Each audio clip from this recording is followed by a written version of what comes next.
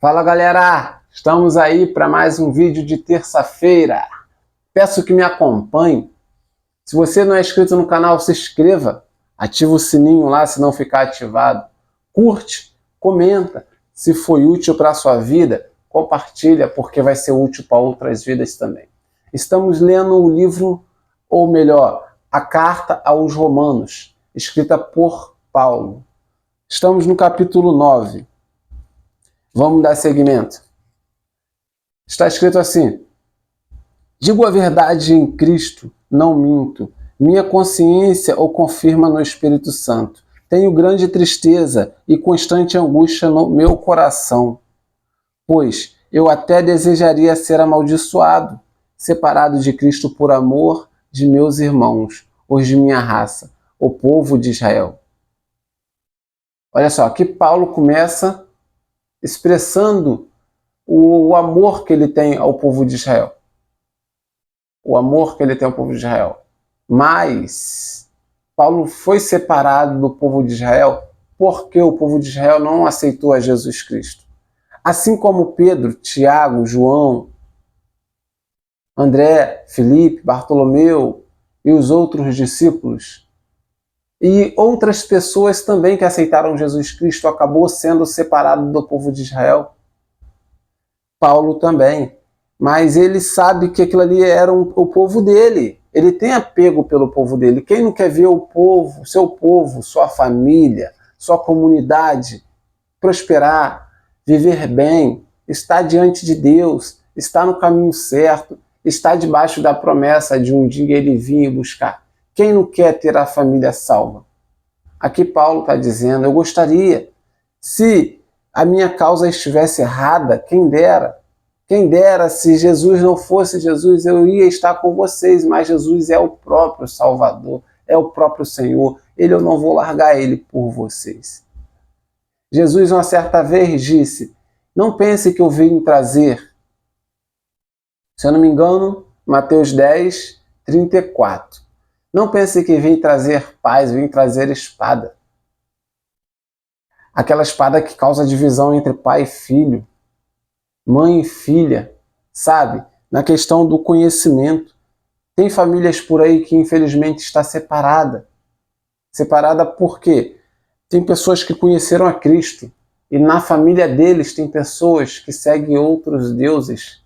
Tem pessoas que adoram demônios. Tem pessoas que têm entendimentos diferentes. Tem pessoas que declaradamente não quer Jesus, não acredita em Jesus. Enquanto aquela pessoa que acredita em Jesus vai buscar, vai congregar, vai louvar, vai adorar, vai estar em comunhão com a igreja, a pessoa que não aceitou Jesus vai para as baladas, vai para os carnavais da vida, vai para os forróis, para o baile funk, vai curtir a vida deles, ou vai para outros lugares de cultos a demônios, a imagens, coisas que não condiz com a palavra de Deus.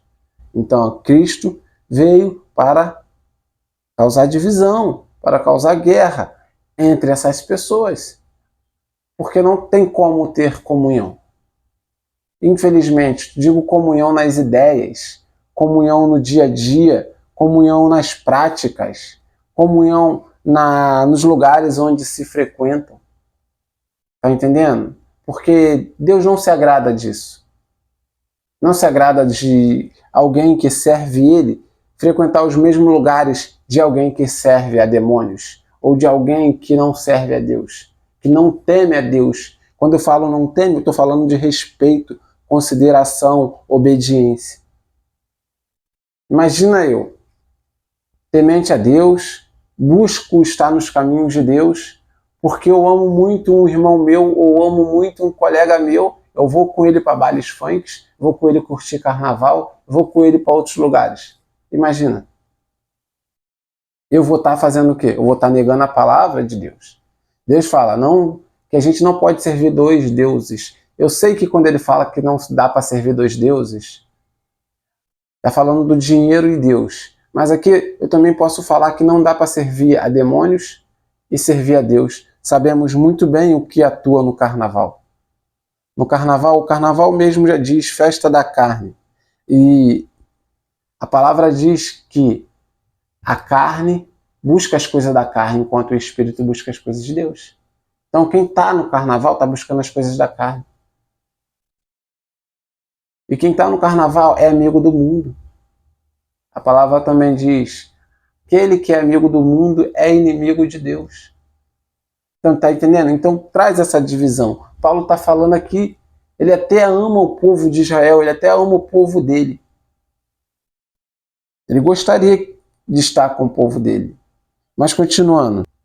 Deles é a adoção de filhos. Deles são a glória divina, as alianças, a concessão da lei, a adoração no templo e as promessas.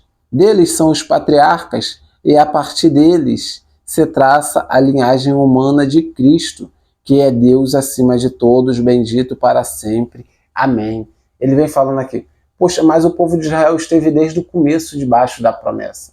O povo de Israel, que é o descendente de Abraão, Isaque e Jacó, eles receberam a revelação da promessa, eles receberam a lei, eles receberam a esperança que Jesus Cristo viria à terra. Entendeu? Eles foram o primeiro, as primícias, os primeiros. Não pensem que a palavra de Deus falhou, pois nem todos os descendentes de Israel são israelitas, ou são Israel. Nem por serem descendentes de Abraão, passaram todos a serem filhos de Abraão. Ao contrário, por meio de Isaque, a sua descendência será considerada. Por que fala por meio de Isaque? Porque Abraão também teve Ismael. Ou seja, mas Deus trabalha com promessa, ele põe a mão e abençoa uma linhagem. Sabemos que Ismael era filho natural, filho por vontade humana.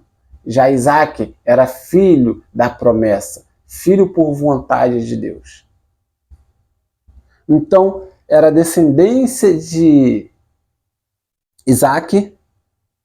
Então, vê se eu falei certo. Ismael por vontade humana.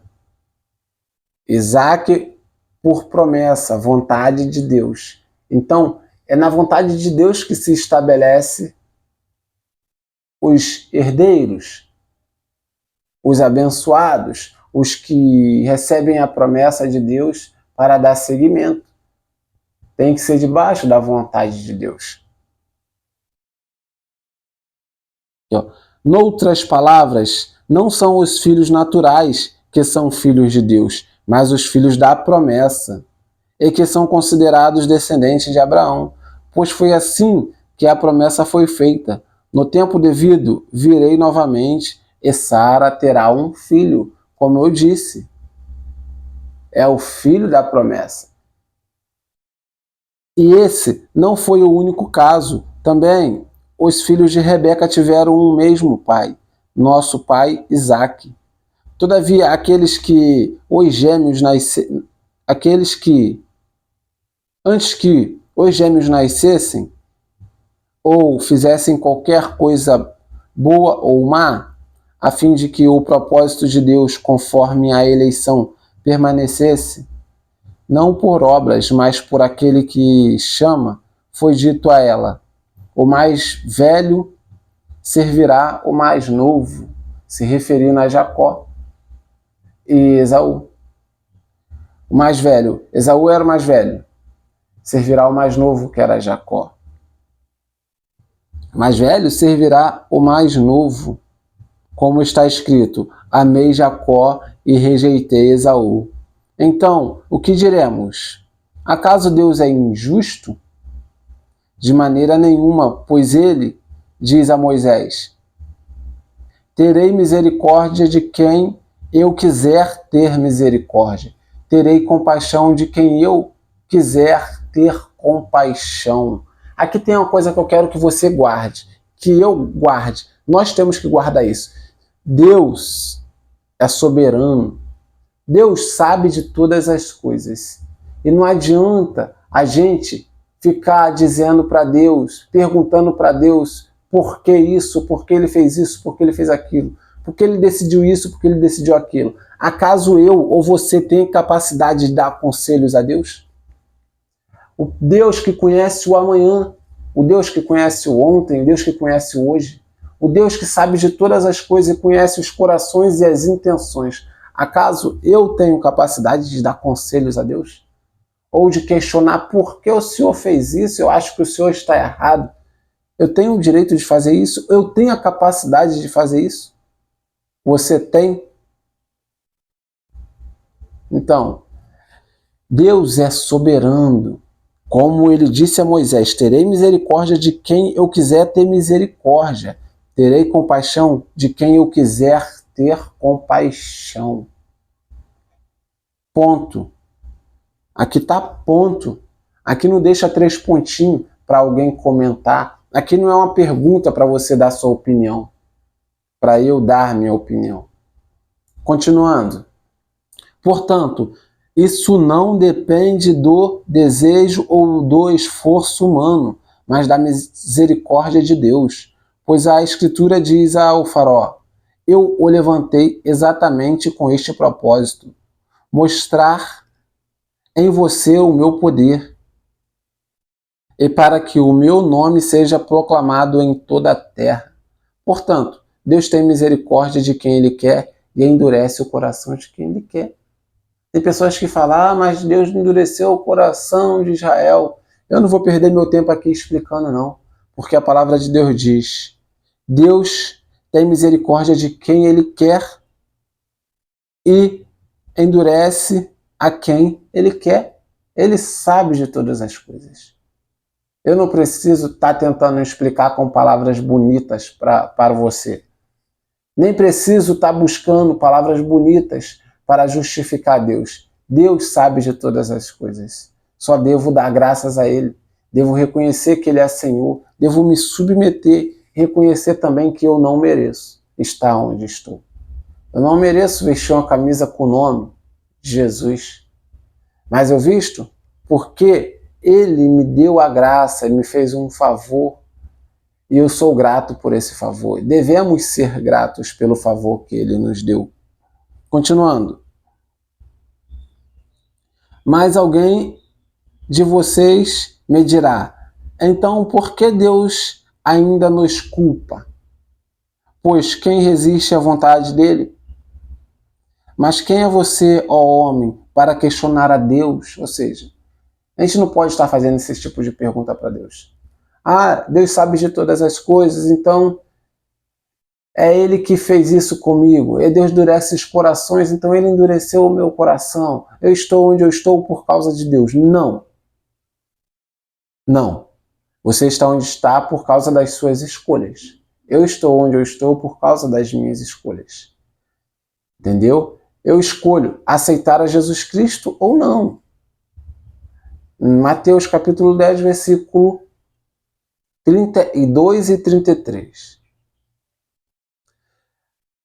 Quem, pois, me confessar diante dos homens, eu também o confessarei diante do meu Pai que está nos céus. Mas aquele que me negar diante dos homens, eu também o negarei diante do meu Pai que está nos céus. Ou seja, temos o poder de escolha.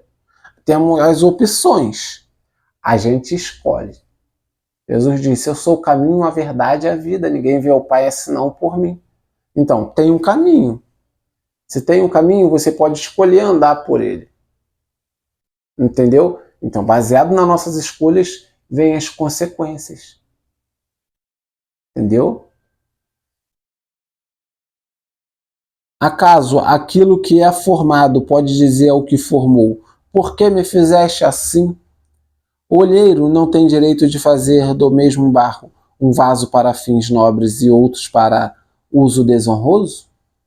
Se eu estou fazendo um vaso de barro, imagine se eu sou no olheiro, estou fazendo um vaso de barro. Entendeu? Estou fazendo um vaso de barro. Eu sei para que eu estou fazendo. Eu vou fazer uns vasos de barro para botar planta. Ou eu vou fazer um vaso de barro para botar cinzas. Ou eu vou fazer um vaso de barro para pôr joias. Quem decide sou eu. Eu é que estou fazendo o vaso de barro. Entendeu? Deus é quem fez o ser humano. Ele faz para o propósito que ele quiser dar. Entendeu? Se ele viu que uma pessoa é injusta, ele determinou castigo para essa pessoa. Se ele viu que uma pessoa é justa, ele determina uma recompensa para essa pessoa. Isso segundo a vontade dele. Até mesmo porque a nossa justiça é considerado trapos de imundícia para Deus. Isaías fala que a nossa imundícia é considerado trapos de imundícia.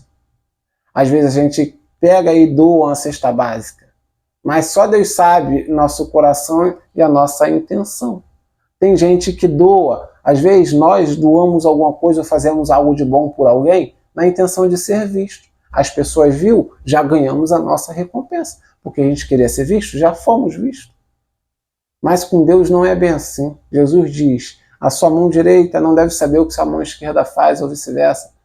Não deve saber, ou seja, você não deve fazer para ser visto ou reconhecido por homens, ou por si mesmo, por próprio ego. Faça, porque Deus é amor e devemos ser amor igual Ele é.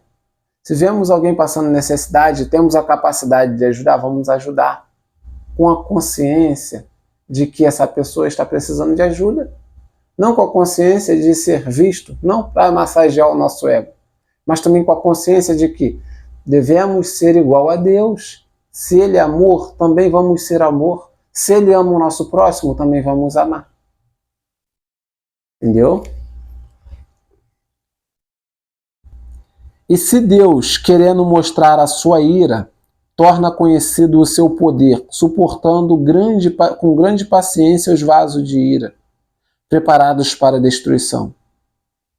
Quer dizer, se ele fez isso para tornar conhecida as riquezas da sua glória aos vasos de misericórdia que preparou de antemão para a glória, ou seja, a nós, a quem também chamou, não apenas dentre os judeus, mas também dentre os gentios.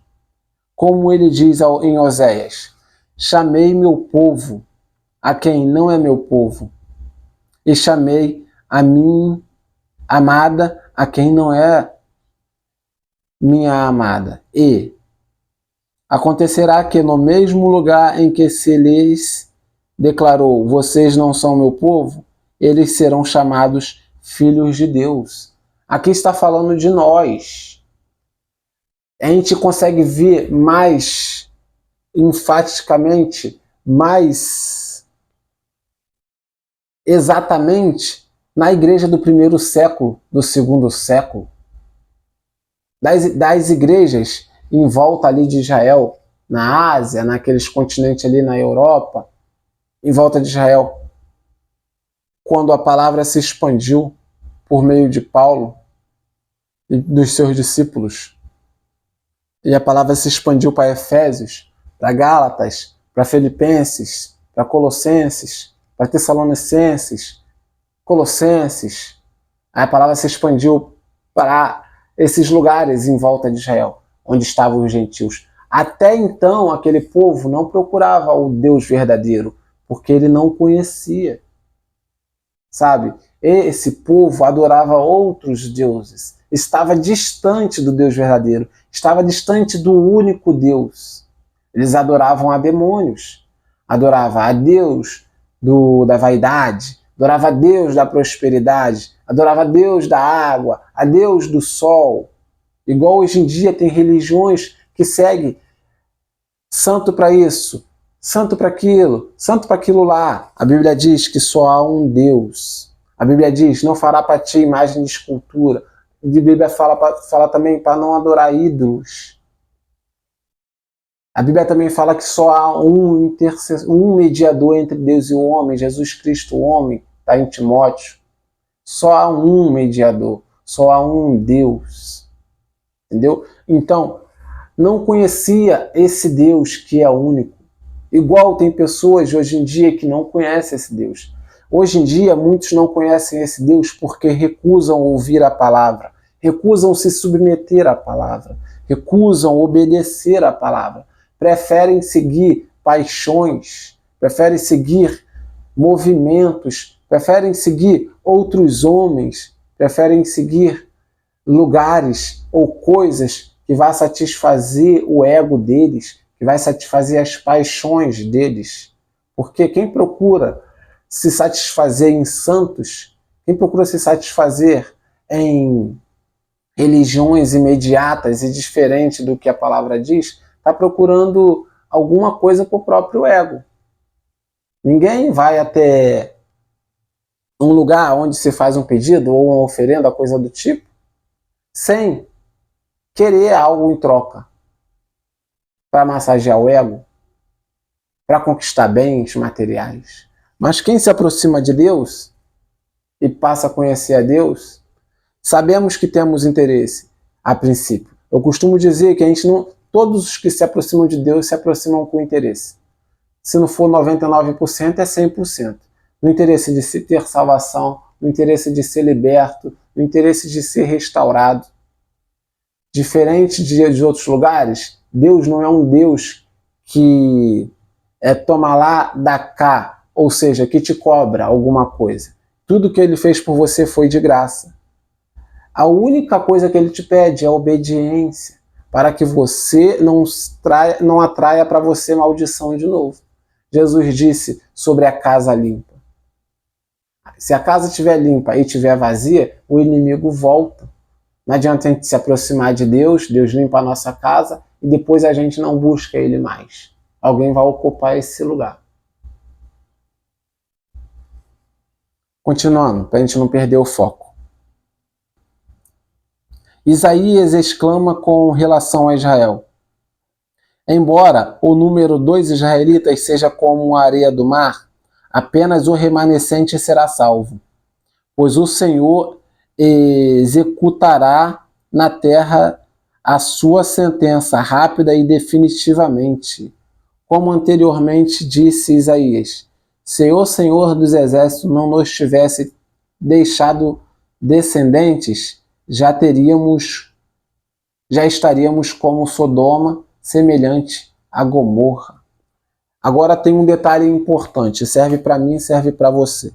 Assim como aconteceu com Israel, Isaías falou, se Deus não tivesse deixado descendente, já estaríamos como Sodoma e como Gomorra. O que significa?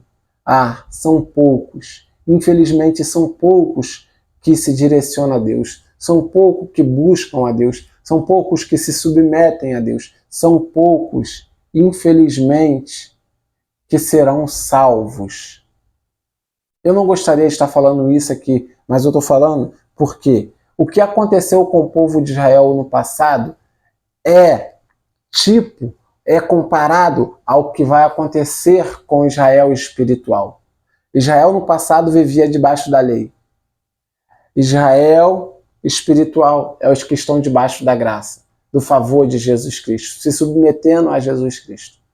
Então, assim como o povo de Israel só ficou remanescente, só ficou um pouco para abraçar a promessa, para viver de acordo com a promessa de Deus, assim também o povo de Israel espiritual, a igreja de Jesus Cristo, vai ser pouco. Então, tome cuidado para você estar com esse pouco. Se esforce. Esteja de acordo com a palavra de Deus, pois isso aqui é o nosso manual. Como é que eu vou saber qual é a vontade de Deus para minha vida? Leia aqui, ó. Você vai entender. Viva de acordo. Como é que eu vou andar nos caminhos de Deus? Como é que eu vou seguir o caminho que é Jesus? Palavra de Deus. É o nosso manual. Por onde a gente conhece a Deus. Por aqui e pelo relacionamento que é a oração. A oração é todo dia, é cotidianamente, é todo dia, de manhã, de tarde, à noite. Você está trabalhando, você está com a mente voltada para Deus, está estudando, mente voltada para Deus, vai dormir, ora a Deus, acorda, ora a Deus. A Bíblia diz, dá graça por tudo. Vai comer, agradece a Deus. Vai trabalhar, agradece a Deus. Vai estudar, agradece a Deus. Voltou do trabalho, agradece. Vai dormir, agradece. Acorda, agradece. Entendeu? Relacionamento com Deus, Deus é vivo, Deus é é como se fosse uma pessoa. Deus é Deus. Mas assim como uma pessoa se relaciona com a outra, Deus também se relaciona com um ser humano. Entendeu? Então, sejamos o remanescente. Sejamos a descendência de Israel espiritual, descendência de Jesus Cristo. aqueles que vêm depois, aqueles que o aceitaram e o seguiram. Sejamos esses. Deus faz o que Ele quer, quando Ele quer. Não vamos questionar a Deus. Vamos só agradecer pela misericórdia dEle e pela paciência dEle, porque Ele tem muita paciência comigo. Me diz que Ele não tem paciência contigo. Você para e se analisa. Você merecia estar onde está? Você merecia estar ouvindo essa mensagem agora? Eu não merecia estar onde eu estou. Eu fiz uma escolha, eu escolhi o favor dele. Então o favor dele me colocou onde eu estou. E se eu te disser que até isso é ele que faz? Ele torna o nosso coração sensível à palavra dele. É igual uma luz. A luz acende e ilumina todo o ambiente. Só que a lâmpada de casa eu mesmo posso acender, mas a lâmpada de Deus só ele acende. Então ele acende a lâmpada dele e ilumina a gente e nos dá a capacidade de escolha. Aí sim vem a capacidade de escolha. Aí ele não vai decidir por você, ele não vai decidir por mim. Quando você estiver diante de uma escolha, é você quem vai fazer. Deus não vai fazer por você. Apesar dele ser soberano. Ele é soberano. Mas tem coisas que você vai escolher. Ele vai te dar a opção de você escolher.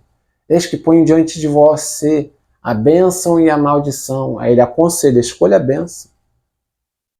Tá bom? Sei que o vídeo está ficando grande, mas espero que tenha sido uma bênção para você. Fica com Deus. Um abraço.